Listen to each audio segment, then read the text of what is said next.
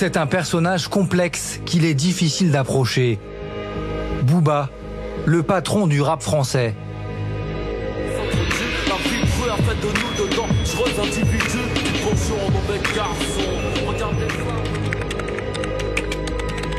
Garde rapprochés, collaborateurs, la plupart ont décliné nos demandes d'interview, car notre portrait n'a pas été validé par l'artiste.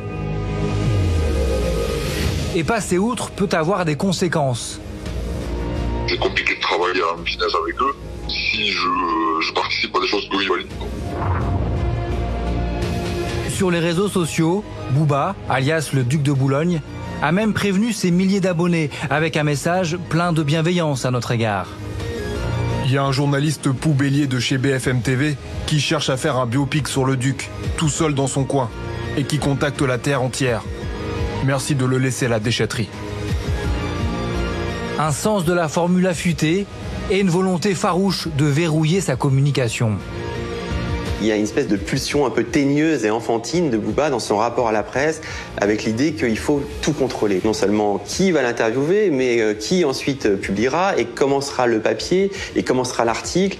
Le moindre commentaire négatif qu'on ose prononcer sur le saint Booba, on est tout de suite attaqué sur les réseaux sociaux avec, dans mon cas, des insultes sexistes, sale pute, etc. Et des centaines et des centaines et des centaines de commentaires, de trolls, de pirates.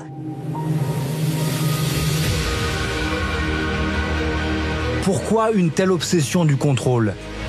Depuis 26 ans, le Duc de Boulogne règne sur le rap français. Booba, c'est une légende, c'est une institution. Il a posé les bases de ce qu'est le rap français aujourd'hui. 10 albums, 3 disques d'or, 7 de platine. Au moment de sa sortie en mars 2021, son 10e et ultime disque de sa carrière est alors le plus écouté au monde sur la plateforme Spotify. Comment expliquer une telle longévité? Booba, il coche toutes les cases. Grand, costaud, beau gosse. Excellent rappeur, super crédible. Il coche toutes les cases. Génie littéraire pour certains, artiste misogyne et brutal pour d'autres. Un papa poule de 44 ans qui n'hésite pourtant pas à se battre violemment devant des enfants dans un aéroport. Tant qu'il a quelqu'un qui est devant lui, qui est debout, qui lui fait face, qui lui résiste, il lâche pas l'affaire. Il est vraiment en mode Attila. Qui se cache derrière cet artiste multimillionnaire? Star du rap, businessman, comique sur Instagram. Voici un portrait non autorisé par Booba. Y'a pas des flics là-bas, chelou là? Enquête sur un bad boy.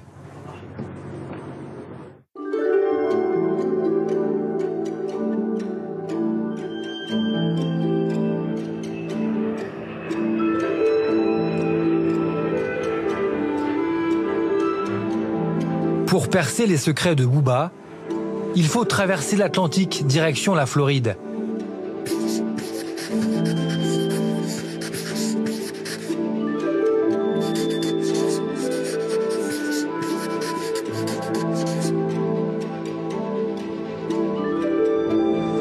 Le plus américain des rappeurs français s'est installé à Miami en 2007. Et sa vie au bord de la mer des Caraïbes, comme ça qu'on les réveille. Il la met en scène sur les réseaux sociaux. Ce jour-là, il se filme en train de chantonner un de ses morceaux. La quintessence de l'artiste en 30 secondes sur Instagram. Tatouage et muscles saillants, regard froid et culte de l'argent.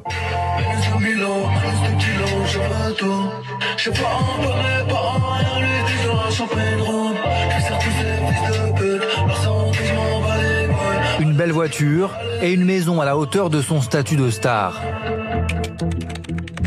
Une rapide recherche sur Internet permet de découvrir que Booba, de son vrai nom Eli Yaffa, a acheté en 2016 une vaste demeure estimée à 3 700 000 $. Elle est située à 2 pas du golfe et des plages de Miami Beach. 4 chambres, 5 salles de bain et la piscine de rigueur dans une villa de Floride. A priori, tous les attributs du rappeur bling bling, mais la réalité est tout autre. Booba, c'est quelqu'un qui a une vie très simple. Moi, c'est ce qu'il me racontait en interview. Il me disait, mais les gens pensent que je suis tous les week-ends sur un bateau avec des playmates, etc. Mais pas du tout. Sa vie est consacrée à la musique et au sport, à ses entraînements de boxe. Et aussi à ses enfants. Booba, qui s'est séparé de leur mère, la vénézuélienne Patricia Vinces, adore se montrer en papa protecteur sur les réseaux sociaux, en exposant sa fille et son garçon, Luna et Omar, âgés de 7 et 6 ans. Depuis un an ou deux, les 3/4 des vidéos qu'il fait sur TikTok, c'est lui et sa fille Luna et son fils Omar en train de faire des gagateries comme tous les papas gâteaux. Moi, il me disait, quand je rentre à la maison, j'ai mon fils qui rentre dans sa chambre, ma fille qui vient se coller à moi, et puis il parle beaucoup des scènes du quotidien, et je crois qu'il les emmène à la piscine, il les emmène au cinéma, je crois qu'il a eu envie, quelque part, d'avoir un quotidien qui est comme ça clivé entre l'activité du businessman et puis la présence du père qui s'occupe de ses enfants et qui retrouve des forces auprès d'eux, qui est presque charnellement.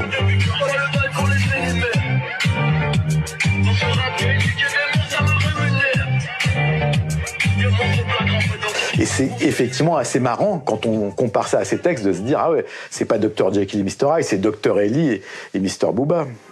José, c'est le fucking celebrate. Le DC, le Bombay pour les tasse-pay, pas de Grammy, pas d'invite sur le bateau, pirate mot vif. Un personnage aux multiples visages qui fait des milliers de vues sur Internet. Du rappeur tout puissant, ici en concert devant 40 000 personnes à Nanterre.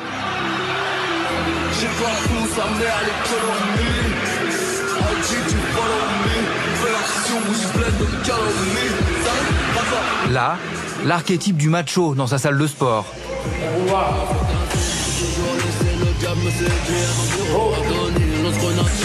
Ou encore ici, pastiché en Al Pacino dans Scarface.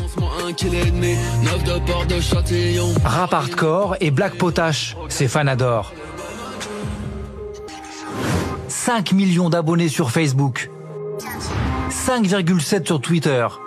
C'est un des premiers qui comprend que les réseaux sociaux changent considérablement la donne en termes d'accélération, de vitesse de transmission de l'information, mais surtout que les artistes deviennent leurs propres médias. Le fait qu'il y ait un fort taux d'engagement, c'est donc toutes les personnes qui commentent, qui likent, qui le suivent, qui réagissent, qui partagent, qui créent un écosystème propre à la marque Booba et sur ses réseaux. Et ça engendre qu'il a une audience qui est puissante, qui est valorisable de façon assez importante. Là, les gens viennent que pour du Booba. C'est énorme, en fait. C'est le poids vraiment d'une chaîne. Dès le début de sa carrière, comme au sein de son groupe Lunatic, Booba a toujours su utiliser l'image pour façonner son personnage. Booba, qui est à l'origine un garçon plutôt un peu maigrichon, réservé, tout le monde dit qu'il est quand même plutôt assez taciturne, avec le succès, va construire sa force, va vouloir projeter physiquement une image de force et de masculinité et de testostérone et de muscles. Et donc il va passer des heures à la salle de musculation. En fait, il prépare son corps comme un combat. Son corps, c'est son outil principal. Il en joue énormément. C'est vraiment le premier qui avait une image toute travaillée, tous ses visuels, tous ses clips étaient vraiment très bien travaillés. Et même son look, je pense que c'est dans un des premiers clips de Lunatic, il a des grills, des dents en or. C'est pas une panoplie de gangsters. C'est des codes, en fait. Comme le rocker a sa banane et son perfecto et sa Harley Davidson. C'est culturel, en fait. C'est notre truc à nous, quoi. C'est pas pour être gangster, mais c'est les choses qu'on aime. Depuis son port d'attache de Floride, il s'est créé un univers sur le thème de la piraterie. Toujours sur les réseaux sociaux, il multiplie les tableaux épiques, des flibustiers en pleine tempête partant à l'abordage. Et à la tête de l'armada, le pirate en chef, Booba. Vous dites souvent je suis un pirate. Ça veut dire libre. Le pirate, c'est celui qui part à la conquête de navires et qui va essayer d'en prendre les trésors. Donc les navires établis, c'est quoi? C'est Universal, c'est Sony, c'est les majors de l'industrie musicale. Donc c'est partir à la conquête de ceux qui ont réussi à amasser des trésors. Et donc l'imaginaire de la piraterie, c'est partons à l'assaut. Et il y a des trésors là, et évidemment on ne peut pas ne pas penser aussi à tout l'imaginaire de l'esclavage. C'est-à-dire qu'à un moment, ces trésors se sont faits sur notre dos, sur le dos de nos communautés, et donc il y a une forme de revanche à aller récupérer mon or, j'en rêve encore, dit Booba. La piraterie, c'est aujourd'hui le nom d'un de ses labels de musique et une marque de vêtements dont il fait la publicité sur sa page Instagram. Mais qui se cache vraiment derrière le pirate? Un entrepreneur du rap parti de rien, assoiffé de réussite et de revanche sociale.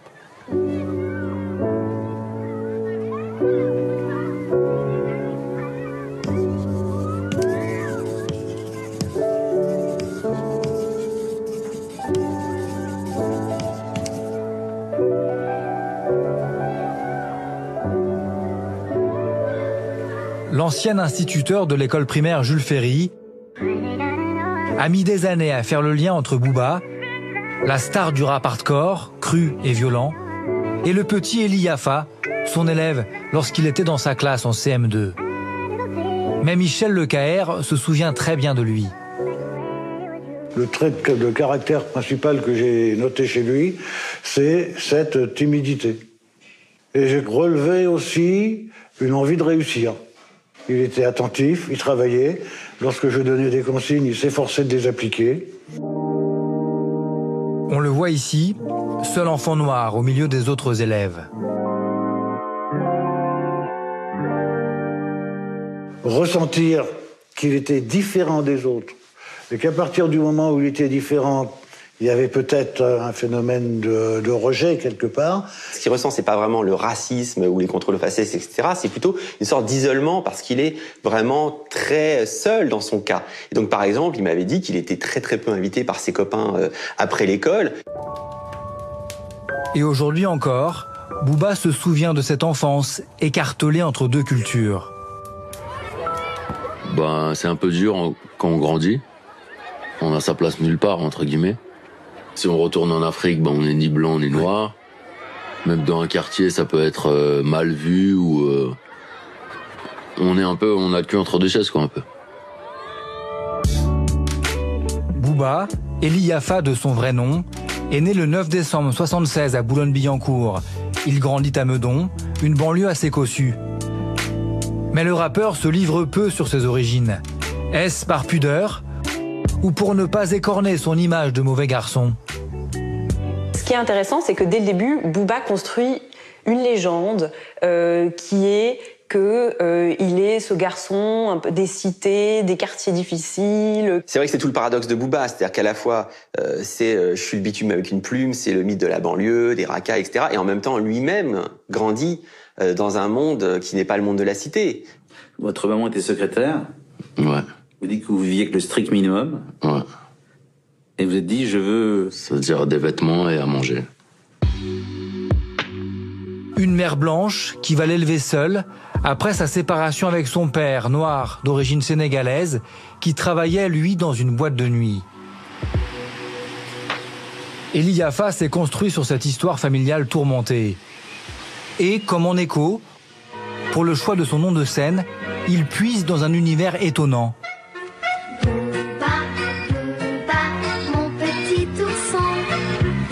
Oui, Booba, c'est vraiment à la fois l'enfant traqué qui se vit comme très fragilisé et en même temps très vite l'enfant qui doit protéger sa mère. Il a cette mère qui vit seule et il m'a raconté vraiment que les crises de panique qui étaient les siennes quand sa mère partait en boîte de nuit, il ne revenait pas à la nuit parce qu'elle rentrait qu'au petit matin et lui toute la nuit, qu'est-ce qui lui est arrivé? Il faut que j'aille la protéger. Et en permanence, il a voulu toute sa vie, toute son enfance la protéger. Mais son pseudo Booba renvoie aussi à Boubacar, l'un de ses cousins originaires du Sénégal. Un pays qui le bouleverse quand il le découvre pour la première fois à l'âge de 10 ans. Sa mère l'emmène visiter l'île de Gorée, plaque tournante du trafic d'hommes, symbole de la traite des esclaves. Aujourd'hui encore, c'est un souvenir qui le hante. Bah, t'as un flash quand tu vois la cellule vide qui t'explique que ça c'était pour les nouveau-nés et que t'as la barre de fer au sol avec les menottes et que en fait tu les vois les mecs quoi. Et après t'imagines tout ce qui va avec. Ils vendent les enfants des gens, la traversée, les viols, les tortures, tout ce que tu veux. Donc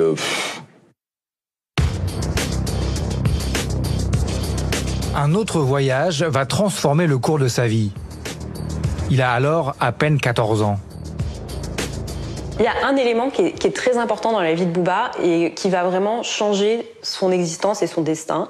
C'est un voyage qu'il va faire à Détroit, un voyage linguistique. En fait, il a un correspondant à Détroit et il passe un an à Détroit. Et là, il va prendre à la figure les États-Unis, le rap américain, la culture hip-hop. À la fin des années 80, début des années 90, comme il dit dans un titre, les Noirs n'étaient pas à la mode.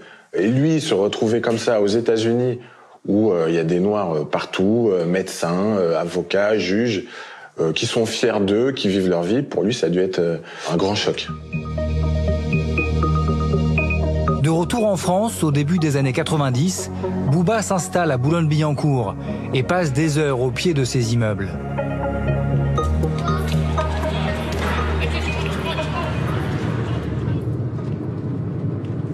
Le voici il y a 10 ans. Il revient alors sur place pour un reportage télé. Là, je pense à le QG.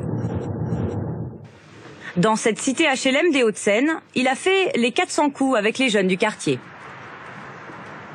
On était toujours au quartier, on traînait dehors, on faisait nos affaires, donc on parlait des trucs de banlieusards, quoi. Des trucs de vécu, d'ébrouille, de business, d'embrouille, d'histoire, de notre vision à nous de l'extérieur, de la société, comment nous on prend les choses. C'est au cours d'un stage dans un magasin qu'il va trouver son chemin.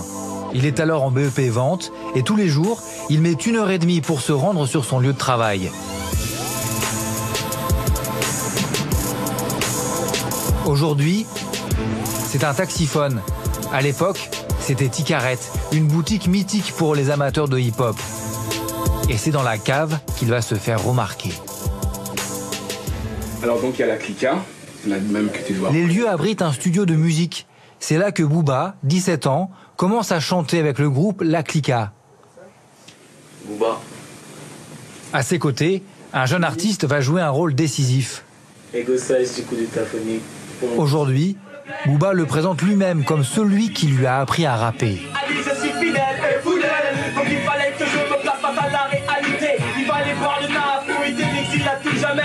Et Booba apprend très vite. Nous, on était très exigeants. Il se devait, lui, de prouver, mais il devait être à la hauteur. Et il est arrivé avec un texte qui nous a tous surpris. C'était certaines métaphores que nous, on n'avait pas. Il se trouve qu'il se retrouve derrière un micro, pose un texte qui plaît à tout le monde. Oui, au final, c'est le rap qui est venu à lui. Je me suis pris au jeu et comme je suis un compétiteur, j'ai vu que j'avais un certain potentiel, que j'étais meilleur que certains de mes potes qui faisaient ça depuis longtemps. Lunatique. Et 3 ans plus tard, en 96, au sein du groupe Lunatique, il explose avec un morceau qui fera date, Le Crime Paix. Voici le métis, café crème, l'MC, cappuccino, criminel au MIC. Le Crime Paix, c'est le classique des classiques. Ouais, on prend une espèce de baffe. Quand on entend le morceau, on se dit « Ah, là, il y a quelque chose qui se passe. » Tu sais, le Crime Paix protège tes seufs, chef, des fesses et les méfaits, cesse, regarde ce qu'on rêve. À l'heure d'y sort une savonnette. La différence de Booba, c'était et le flow, effectivement, ses placements, comme on dit dans le jargon technique, la manière de poser ses mots, et également sa voix. Il avait un timbre de voix qui était différent. Il a été qualifié de nihiliste, en fait, ce titre, parce que c'est une société dans laquelle il n'y a pas d'espoir, il n'y a pas de lumière au bout du tunnel. La seule façon de s'en sortir, c'est la violence. Ouais, il y a de la fiction, mais il y a de la réalité aussi, tu vois. On va pas dire... Les gens, faut pas qu'ils se disent que tout va bien tout le temps, tu vois. Il y en a, ils parlent de choses, c'est gay, mais il y a aussi l'autre côté des choses. Ouais, bien sûr, mais vu que... Mais c'est pas pour ça qu'on va dire... on incite à la violence, tu vois. C'est ce morceau-là qui va rester parce que justement, il annonce ce rap de la fin du XXe siècle et du début du XXIe qui est beaucoup plus brutal, beaucoup plus cru. une brutalité dans les textes et dans les actes. Quelques mois après la sortie de ce morceau, il va commettre une violente agression. Il s'en prend à un chauffeur de taxi pour lui voler sa recette. Un braquage avec violence pour lequel il est condamné à 4 ans de prison. Ce nouvel espoir du rap voit sa carrière stoppée net. Ça raconte quelque chose comme une pulsion suicidaire. Il y a quelque chose chez Booba d'une force incroyable de réussite, d'une envie, d'un désir de percer, de cartonner, et en même temps à chaque fois de se mettre en danger et au bord de l'effondrement. C'est vrai qu'à chaque fois qu'il a du succès, à chaque fois qu'il cartonne, eh bien on sent qu'il fait la connerie de trop. Je suis toujours au mauvais moment, au mauvais endroit, mais il s'y met lui-même au mauvais moment, au mauvais endroit. 1898, dans cette putain de maison d'arrêt, ils me disent que je sors bientôt, à ce qui paraît. On savait déjà qu'il était talentueux. Ça rajoute quelque chose au storytelling de Booba. La tôle c'est la pression, pour l'instant de révolution. Donc nique sa mère la réinsertion. Ils savent pas si j'aurais dû naître, qu'ils aillent se faire baiser. Moi je veux devenir ce que j'aurais dû être. Je pense que le fait qu'il soit incarcéré, effectivement, ça a mystifié aussi le bonhomme. Donc tout le monde attendait aussi sa sortie. J'oublie bien samedi qu'on reparle de cette fille-là. Booba sortira au bout de 18 mois. Les joues pleines de textes, comme il le rappe dans une de ses chansons. Des images sombres et violentes, des poèmes sans poésie que cet auteur hors norme est impatient de cracher au micro.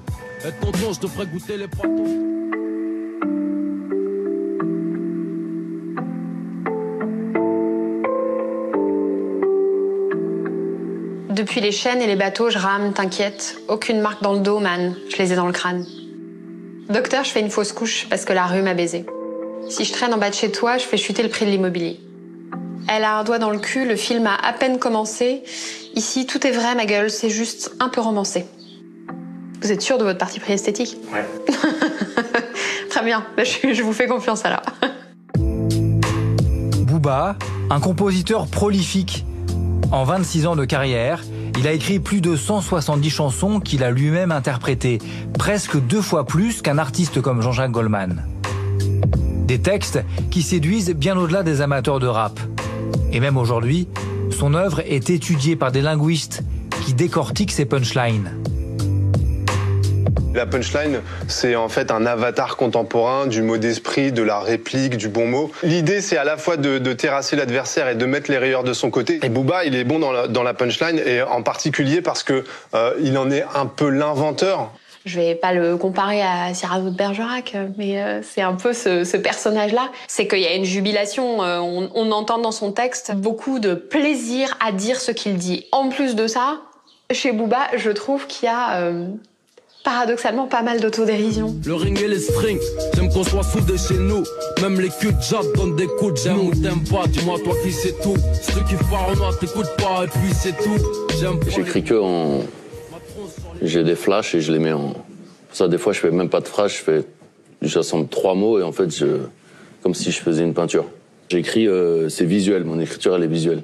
Le rap de Booba ne s'adresse pas spécifiquement aux banlieusards, mais quand bien même il s'adresserait à ses potes qui ont grandi au Pont de Sèvres avec lui, ça n'empêche pas qu'il ait une portée universelle. Musique, ma jeunesse à la couleur des trains, RERC, pendant le trajet je rêvais de percer, fier dans les trains. Le fait d'associer différentes sensations et de convoquer des sensations à travers des souvenirs, d'associer un souvenir à une couleur, ma jeunesse à la couleur des trains, RERC, je rêvais dans les trains. On est dans la virtuosité rythmique. T'as aimé sucer, j'ai aimé Césaire. Voilà. Il joue avec le verbe aimer, il part de quelque chose de très trivial qui touche à la sexualité, qui touche au cul bassement, et il va vers la littérature et vers une culture qui est celle d'Aimé Césaire. Ce sont des univers qui entrent en perspective les uns avec les autres, et ça fait une œuvre qui ressemble un peu à une mosaïque. Et la langue de Booba, c'est une langue qui télescope les mots, qui condense les choses. La puissance de Booba, elle consiste à créer des images instantanément dans la tête de celui ou celle qui l'écoute. Et ça, c'est une capacité, c'est un pouvoir de suggestion, on dirait en littérature. Le pouvoir de créer des images, c'est quasiment cinématographique. Comme Tidjani, en pensant salut, comme un fœtus avec un calibre.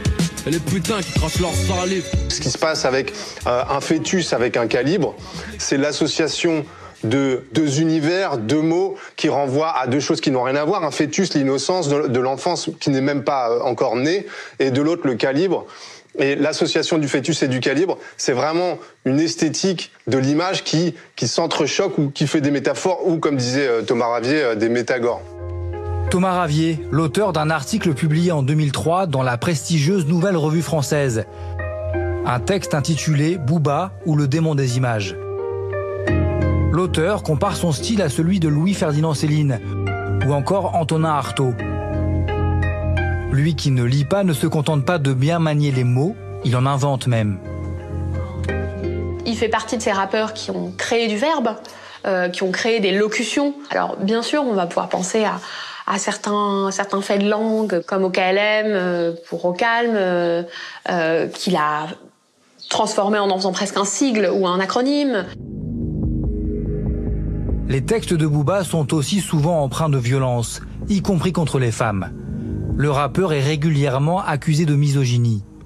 On vous reproche de souvent comparer les filles à des bitches, à des chiennes.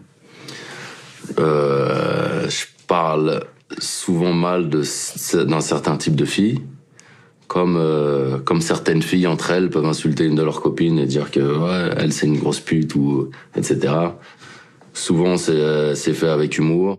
Le souci, il se situe pas au niveau spécifiquement du rap ni de Booba parce que il fait comme les autres. Ce sont comme des figures de style, des lieux communs, des topoi, des passages obligés du rap. C'est-à-dire que on ne conçoit pas aujourd'hui le rap sans violence, sans grossièreté, sans sexisme. C'est comme ça quasiment pour tout le monde dans le rap. C'est un problème à mon sens.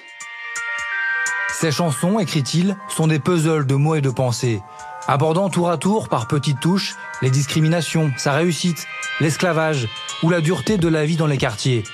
Mais Booba n'a jamais voulu être un porte-parole de la jeunesse des cités.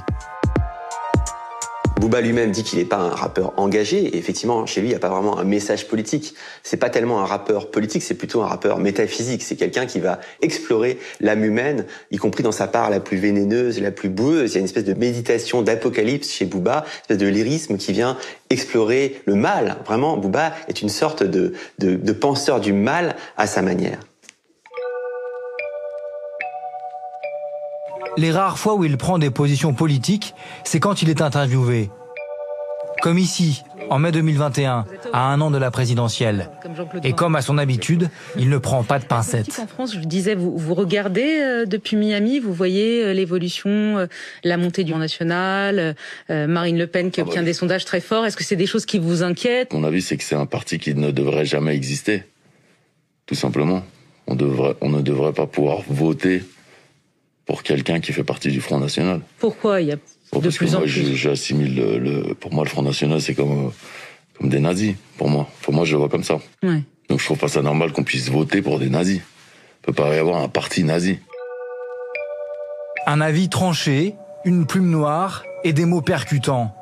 Avec son style et son personnage, Booba s'est bâti au fil des années un petit empire.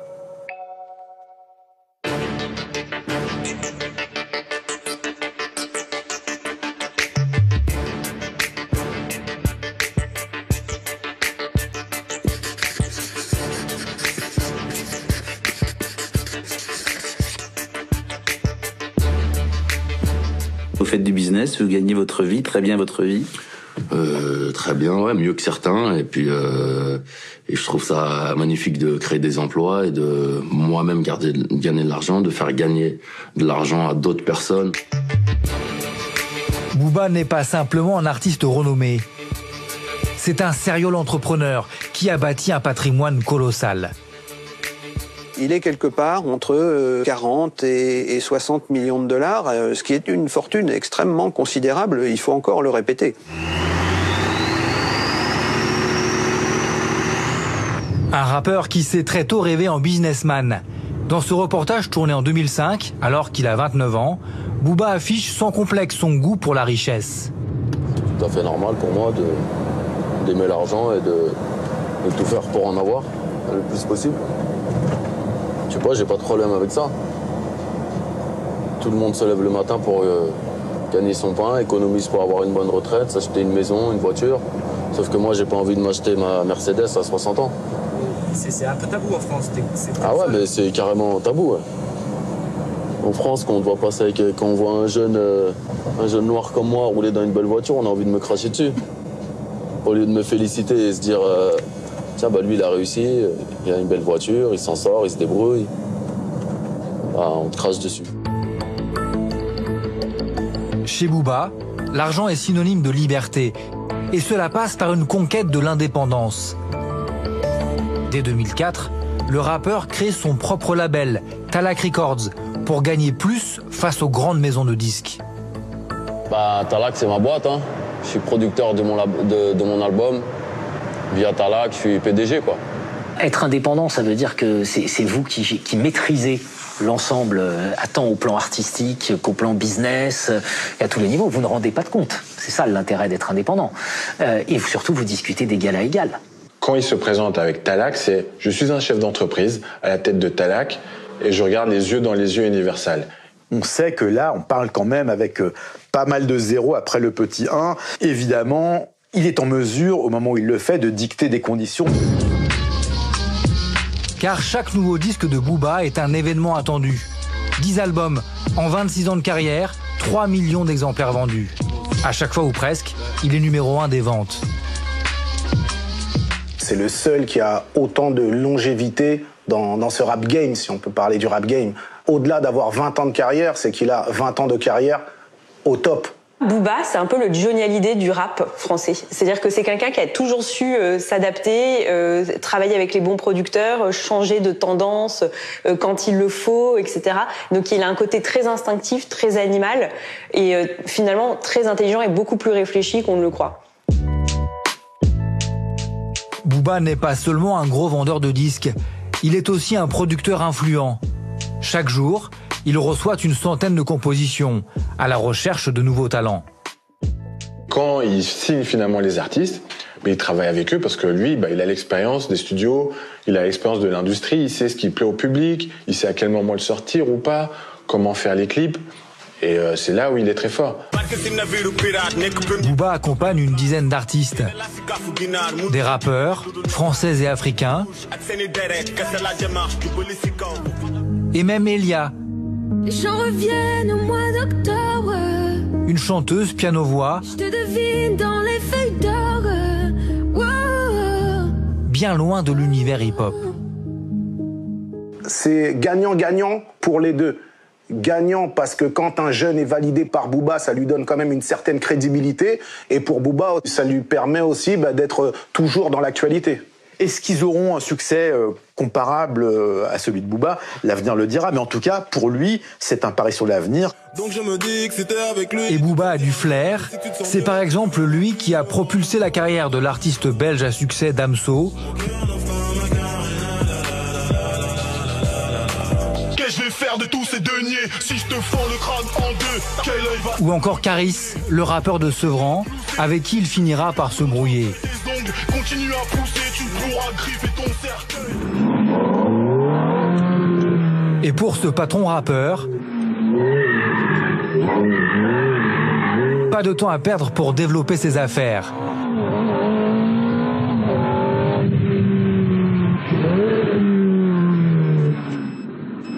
Il y a un bruit suspect là. La musique ne devient très tôt qu'une activité parmi d'autres. Y a pas des flics là-bas, chelou là? En 2004, il cherche à se diversifier. Ouais, c'est pas trop original, hein. Non, je trouve pas ça ultra. Et lance sa première marque de vêtements, Uncut. À chaque fois, c'est là-bas le resto, mais je voulais juste. Ah, ok. Ce jour-là, il participe à une réunion de travail avec des stylistes.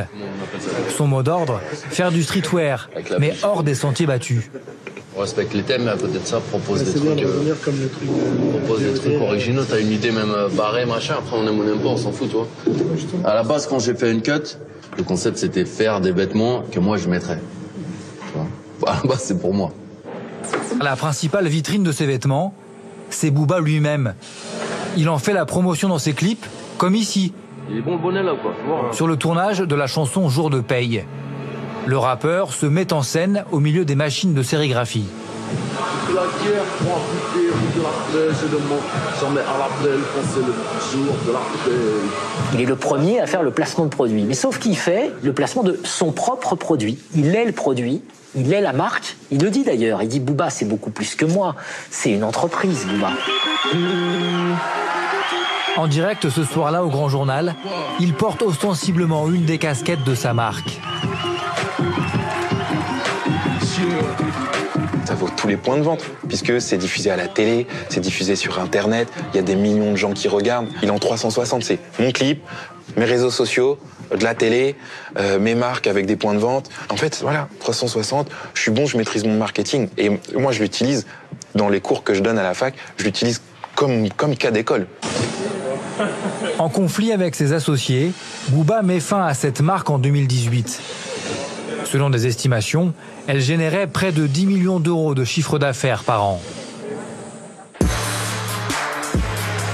Et Booba ne se cantonne pas à l'univers du rap. Il se lance dans le secteur des spiritueux et commercialise son propre whisky. Booba, c'est la diversification en permanence. Le morceau de musique n'est qu'un outil promotionnel pour l'ensemble d'un écosystème d'activités. Bien sûr que c'est difficile d'enquêter sur la fortune de Booba. Il apparaît dans une quinzaine d'entreprises plutôt du secteur du spectacle, de l'événementiel, et il a également des participations dans des SCI, c'est-à-dire qu'il a en tout cas des activités liées à l'immobilier. Il a aussi déposé des marques, une trentaine de marques qui pour le moment ne sont pas toutes activées. On ne sait pas ce qu'il va en faire. C'est quelqu'un d'assez secret et qui se protège très souvent derrière des prête-noms. Fin 2014, il s'attaque même aux médias en créant sa propre plateforme de diffusion, OKLM, disponible sur abonnement, avec pour ambition de promouvoir de nouveaux artistes.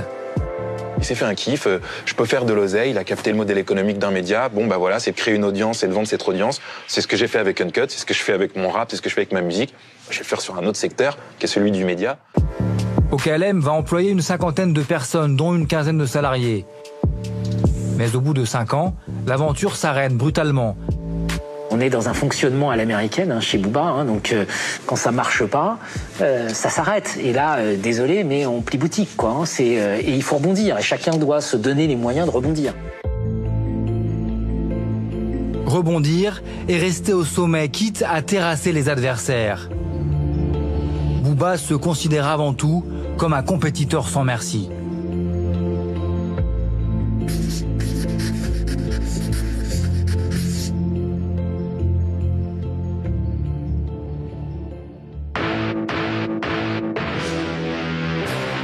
Se battre dans une cage au cours d'un combat de MMA, un art martial ultra-violent, c'est le défi lancé par Booba à son ancien protégé Caris fin 2018. Un duel de rappeurs, un choc des titans, l'aboutissement d'un clash dépassant le cadre du rap. Tout a commencé en 2012 où justement Caris est un des nombreux protégés de Booba. Donc au début, la relation filiale est plutôt très joyeuse, et puis ça dérape. Booba va être très déçu par l'attitude de Caris, car à cette époque, le bad boy de Boulogne est déjà en guerre avec 2 autres rappeurs, Rof et La Fouine, et tous les 3 s'écharpent régulièrement par médias interposés. Et Booba demande à Caris de prendre parti pendant cette période de clash, en disant faut que tu viennes, voilà, soit sur un morceau, ou en tout cas dans la presse, que tu prennes parti pour moi. Caris dit non, moi c'est tes histoires, je vais pas rentrer là-dedans, quoi. Et de là est le début de la rupture. Booba reproche à Caris de ne pas le soutenir. Ils se mettent alors à le provoquer sur les réseaux sociaux. Booba, c'est son ADN de titiller, d'en rajouter des tonnes. Caris n'est pas quelqu'un qui va rentrer, qui va alimenter les clashs dès le début, mais il commence à un peu en avoir marre. Le 3 mars 2014, Caris décide de régler ses comptes avec Booba, au micro de Skyrock, la radio du rap en France. Dans un morceau inédit chanté en direct, un freestyle, il s'en prend à son ancien mentor. Ah bah l'ambiance justement est assez agitée parce qu'il y a évidemment tout l'entourage de Caris. Tu sens une excitation si tu veux. T'es numéro 1 donc je n'ai pas le choix. Je vais attendre que le soleil soit assez haut dans le ciel, que tous me voient, tu es le roi. Quand Caris prend le micro et dit que tous me voient, tu es le roi, tout le monde le prend pour une provocation à son ancien protecteur. C'est un parricide. Un parricide et pour Booba, une trahison, car il estime que Caris lui doit tout. C'était son artiste, et quand il le signe, c'est je suis le grand Booba, tu es un petit artiste qui a du talent, je te tends la main, marchons ensemble. Quand du coup, toi qui étais dans le ruisseau, tu te rebelles, là, il s'est dit, mais non, je suis ton père, en gros. Mais il le considère comme sa créature. Donc pour lui, il n'a aucun scrupule à vouloir l'écraser. Et sur les réseaux sociaux, Booba multiplie les photomontages humiliants. Il se présente comme le père d'Armand, le vrai prénom de Caris. Ici, le rappeur de Sevran prend même l'apparence d'un singe. Le point culminant de ce clash sur Internet au départ et par radio interposée et morceaux interposés, c'est le moment où Caris, excédé, monte sur le toit d'un immeuble de Sevran et lance cette menace et cette provocation à Booba. Toi, t'es de l'autre côté là-bas à Miami et touffe ta gueule, touffe ta gueule, touffe ta gueule. Viens en face de moi. Je vais t'enculer. Je vais te briser tes os, je vais te boire ton sang. Viens. T'as dit à tout le monde que t'allais me trouver, alors viens maintenant. Je t'attends.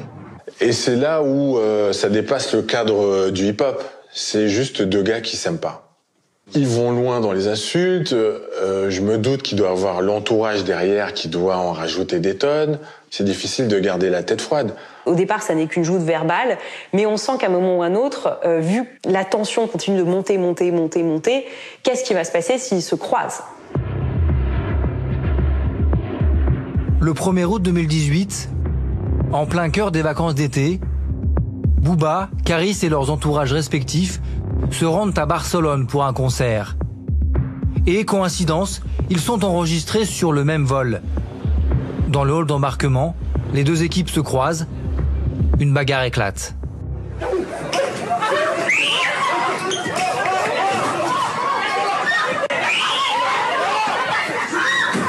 Devant des vacanciers médusés, une flambée de violence dans les rayons du duty-free. Difficile d'identifier précisément les protagonistes. Mais sur cette vidéo, c'est bien Booba qui assène des coups avec une bouteille de parfum. Et alors que la police sépare les rappeurs, Booba continue de plastronner. Quand on parle, faut assumer. Quand on parle, faut assumer. Va à l'infirmerie, gros. C'est la chronique d'une bagarre annoncée, en fait. La haine, les battles entre eux, le fait de faire monter la pression, les aurait probablement ridiculisés de s'asseoir chacun de leur côté sans qu'il ne se passe rien. Je pense que c'était en réalité pas possible dans la logique et la construction de la rivalité entre Booba et Caris. Bilan, des vols annulés, plus de 60 000 € de dégâts et 11 gardes à vue. Les deux hommes passent 3 semaines en détention avant d'être condamnés à 18 mois de prison avec sursis et 50 000 € d'amende. Mais Booba ne compte pas en rester là. Il peut faire des choses, voilà, comme se battre comme un chiffonnier devant des enfants dans un aéroport. Mais après, quand il reprend ses esprits, qu'il se dit, bon, bah, ok, faisons-en un business. Booba veut créer un événement. Il souhaite affronter Caris sur un ring de MMA lors d'un combat officiel en public, dans une salle de 13 000 places. Et c'est ce promoteur qui propose de l'organiser en terrain neutre en Suisse. Après 4 mois de négociations, un contrat est même signé entre les 3 parties. Le contrat que Booba et Caris et nous-mêmes on a signé à 3, donc le contrat qui est signé, c'était 33% chacun devait toucher, quelle que soit l'issue de ce combat. 33% sur le bénéfice des recettes. Produits dérivés, droits de télé, droits d'image, les entrées, le pay-per-view, les sponsors, tout. Au minimum, pour moi, on aurait été entre 10 et 12 millions. Ah, Booba, c'est un grand seigneur, mais il a vu les choses comme un homme d'affaires. Donc, il savait que cet événement allait cartonner financièrement et il savait que ça allait faire le buzz. Il le savait, il l'a vu. Donc, il s'est investi dans cet événement. Booba assure la promotion du combat sur les réseaux sociaux. Comme à son habitude, il envoie des pics à son adversaire. J'ai une dernière offre pour toi. Qui l'interpelle par son vrai prénom, moins impressionnant que son nom de scène, Caris. Donc,